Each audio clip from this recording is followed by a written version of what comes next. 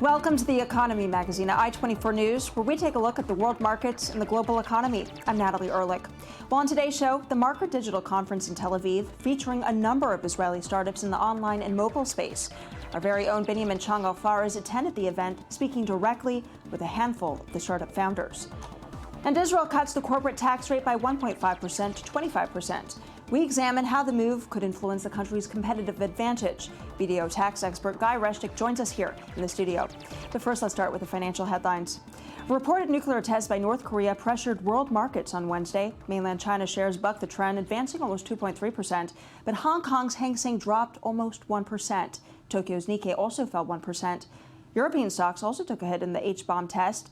By afternoon trading, London's FTSE fell 1.5%, Germany's DAX dropped 1.4%, and France's CAC declined 1.4%. In the U.S., meanwhile, markets there were positioned for a lower open as well. Well, U.S. Democratic presidential candidate Bernie Sanders warned Tuesday that Wall Street greed is destroying America. In a speech in New York, the populist candidate detailed his plan to reform the financial sector. Sanders and rival frontrunner for the Democratic nomination, Hillary Clinton, have battled over this best way now to limit the risky behavior on Wall Street, which triggered the 2008 financial crash. Sanders proposed creating a list of banks which are too big to fail, indicating that if a bank qualifies as such, it is too big to exist. And here is a New Year's resolution that I will keep if elected president, and that is, if Wall Street does not end its greed, we will end it for them. Venezuela's opposition taking control of Congress for the first time in 16 years Tuesday. While addressing the public on television, President Nicolas Maduro predicted a period of so-called political repolarization in which the opposition would wage war against his socialist economic policies. Capitalizing on anger over a shrinking economy, the Democratic Unity Coalition won 2/3 of December's legislative election. The installation of an opposition-led National Assembly signifies a new power struggle in Venezuelan politics. Don't forget that we are in an unconventional war that has the objective of imploding and destroying all the bases of everything in our homeland. There is the economic war, the criminal war, the psychological war. We will seek the rebirth of the Bolivarianism, the rebirth of Chavismo. A rebirth is a renewal of life, the life of the people.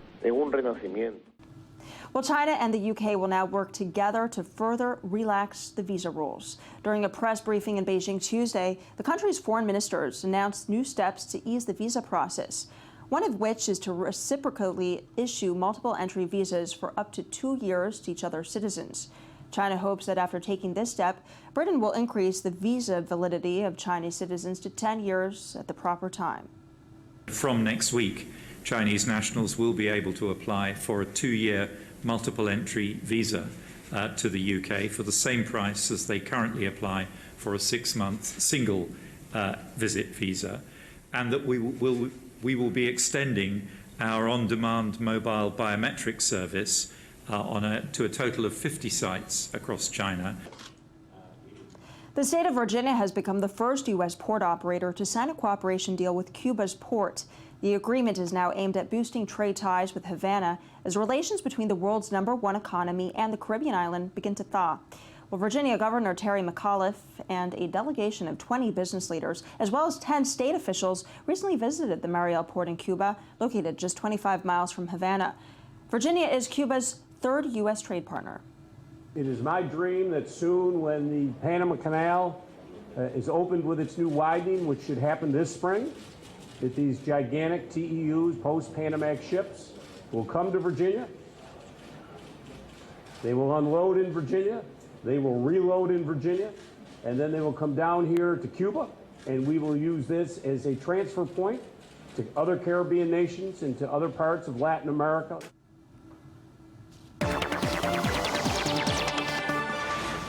Now for perspective on the world economy, we are joined by Andy Bush, financial markets expert in Chicago. Thank you very much for being with us. My pleasure.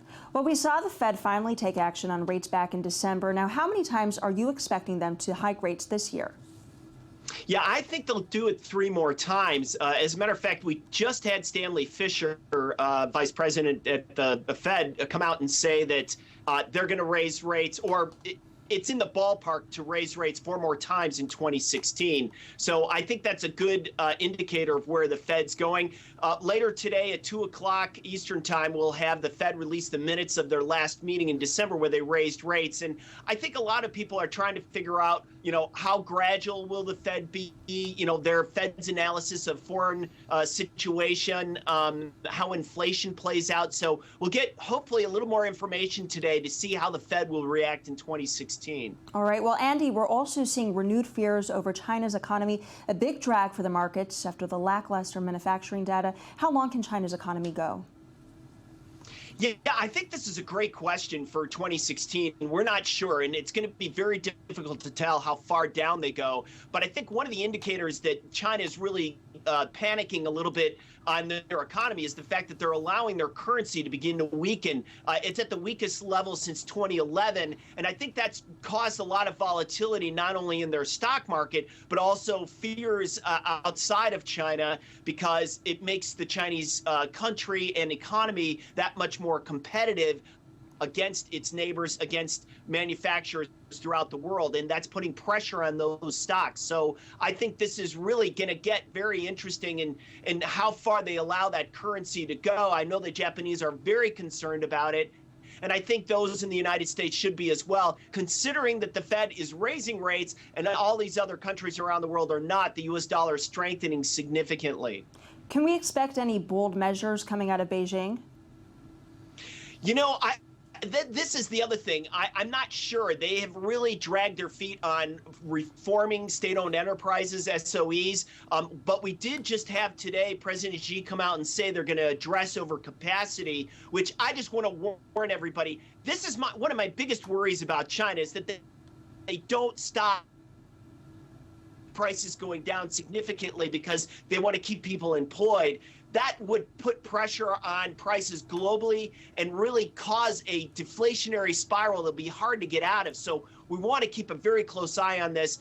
Other countries need to reform as well. I would say this, in 2016, if we see the stock markets go down and the Fed and other central banks are really ineffectual, this actually could be a very good thing if it gets political leaders off their bottoms and acting to reform, which is what really needs to happen to get growth to occur. In the United States, it could be tax reform. In Japan, it could be trade reform. In Europe, it could be labor reform. All these things need to happen to get growth truly going again. So do you think that the nations can actually implement these structural reforms in this next year?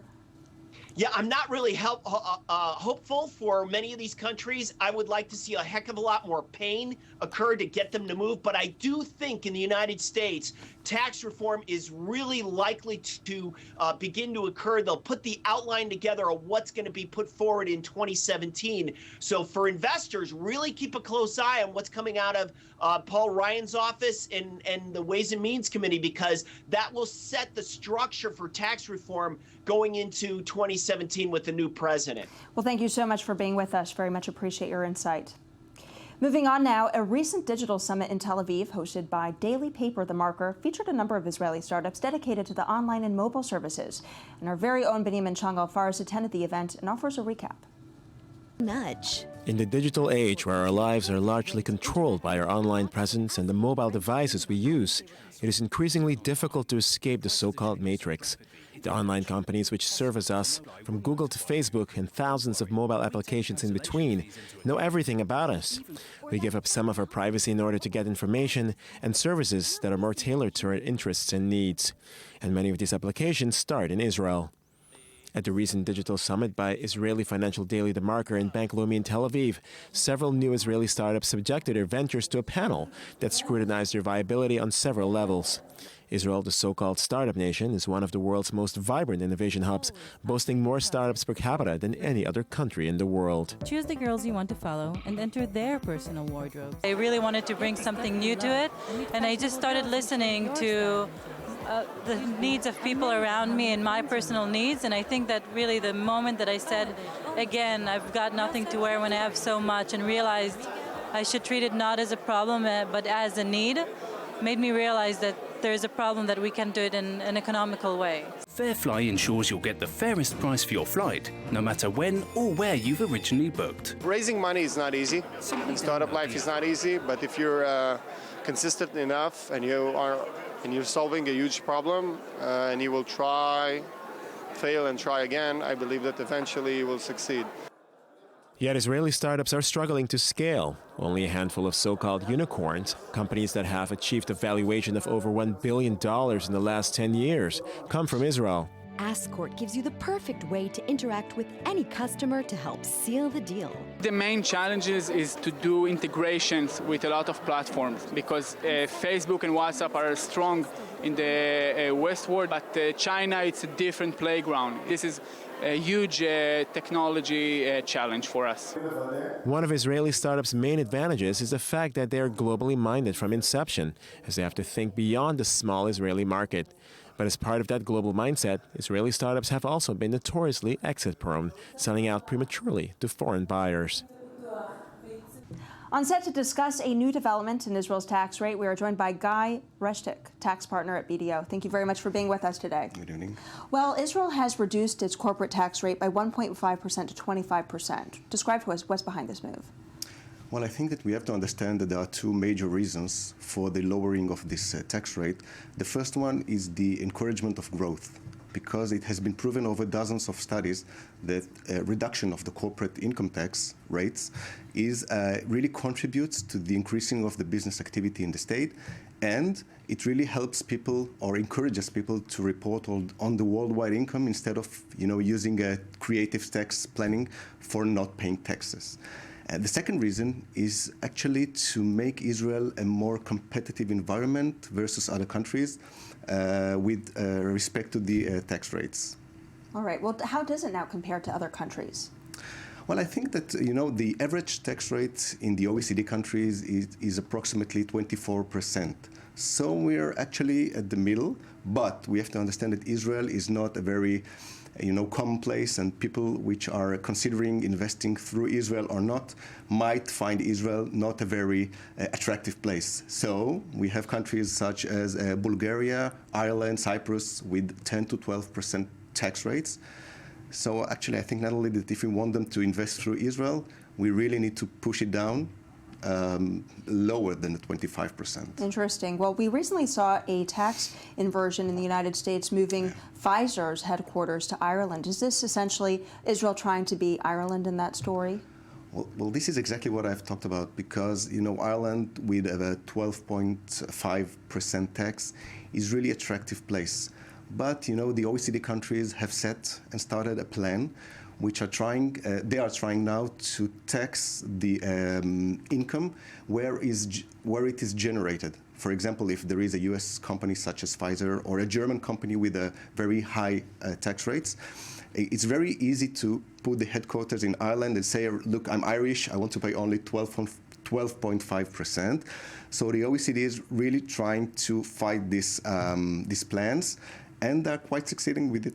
You can find some court cases which have, fought against this profit shifting from one place to other.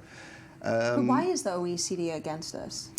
Because, again, take, for example, Germany. It's a very strong country, but on the contrary, their taxes are very high, more than 30%. The US have more than 35% corporate income tax. So if Google or Facebook will escape the US and put their headquarters in Ireland, for example, or Cyprus, then those countries will suffer with lack of taxation, which leads to a very low budget with respect to these taxes. Well, you mentioned Israel here improving its competitive advantage with other countries in terms of the tax rate. Back when Benjamin Netanyahu, the current prime minister, was the finance minister here in Israel, he proposed an 18% tax rate, and then it was ultimately increased. But is that 18% rate feasible? Well, we need to be honest. 18% is very attractive, but there are several issues that need to be considered. For example, you need to keep on the balance between the need to be competitive and the budget issue, because 75% out of the budget of Israel is comprised of the taxation. So lowering the taxes to 18%, I think it will be too low. I think that if we are talking about 22, 23%, then we are on the right track. And I think their plan is to lower it to this area, to 22, 23%. All right, so it would be directly right below the average of the OECD countries, right? Yeah, this is what I said. We need to be a bit more attractive than other countries. But still reasonable and feasible. Exactly. All right. Well, very interesting point here. How soon do you think that move can happen? Well, as I said, there are some plans of lowering this tax to 22. I think it will happen very soon. All right. Well, we'll be bracing for that. Thank you very much for being with us, Guy Reshtik. That concludes our coverage today. Do stay tuned here every day for all your global economic news from the Jaffa Port in Tel Aviv. I'm Natalie Ehrlich. Thank you so much for watching.